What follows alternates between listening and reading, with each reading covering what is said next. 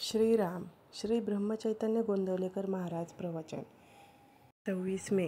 भगवंताचे स्मरण ही सद्बुद्धी. परमेश्वर सर्व ठिकाणी भरलेला आहे, सर्व विश्व व्यापून आहे.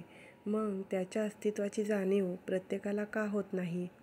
ज्याची भावना प्रगल्भ झाली असेल त्यालाच परमेश्वराचे अस्तित्व जाणवेल, इतरांना नाही. म्हणून तशी भावना असणे जरूर आहे आणि ती उत्पन्न होण्यासाठी परमेश्वराच्या स्मरणाची आवश्यकता आहे. मी नामस्मरण करतो असे जो म्हणतो तो माझ्यावर उपकार करतो असे मला वाटते. कारण जी व्यक्ती नामस्मरण करते ती स्वतःचा उद्धार करून घेत असते, म्हणजे पर्यायाने माझ्यावर उपकारच करीत असते.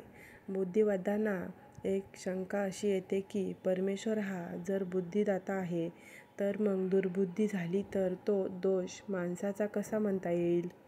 याला उत्तर असे की बुद्धिदाता परमेश्वर आहे हे अगदी खरे, पण त्या बुद्धीची सद्बुद्धी किंवा दुर्बुद्धी का होते हे पाहणे जरूर आहे.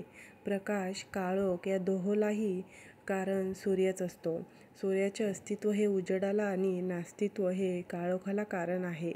तसे भगवंताचे स्मरण हे सद्बुद्धीला आणि विस्मरण हे दुर्बुद्धीला कारण आहे. म्हणून बुद्धिदाता परमेश्वर हे जरी खरे असले तरी सद्बुद्धी वा दुर्बुद्धी ठेवणे हे मनुष्याच्या हातात आहे. भगवंताचे स्मरण ठेवले म्हणजे दुर्बुद्धी होणार नाही. म्हणून नेहमी भगवंताच्या स्मरणात राहावे आणि याला उपाय म्हणजे नामस्मरण. सर्व सोडून भगवंताच्या स्मरणात राहिले पाहिजे, परंतु व्यवहार नीट करून त्यामध्ये भगवंताचे अनुसंधान ठेवणे हे त्याहीपेक्षा श्रेष्ठ आहे. भगवंताच्या कृपेने प्राप्त झालेला आजचा दिवस आपण त्याच्याकडेच लावणे जरूर आहे. भगवंताचे अनुसंधान ठेवले म्हणजे दिवस त्याच्याकडे लागतो. अशा रीतीने आजचा दिवस भगवंताच्या अनुसंधानात घालवला तर आपल्याला नित्य दिवाळीच आहे. अनुसंधानात स्त्री पुरुष, श्रीमंत गरीब हे भेद नाहीत. इतर साधनांनी जे साधायचे ते नुसत्या अनुसंधानाने साधते. हाच या युगाचा महिमा आहे. इतर विषय मनात न येता एकाच विषयावर मन एकाग्र होणे याला अनुसंधान असे म्हणतात.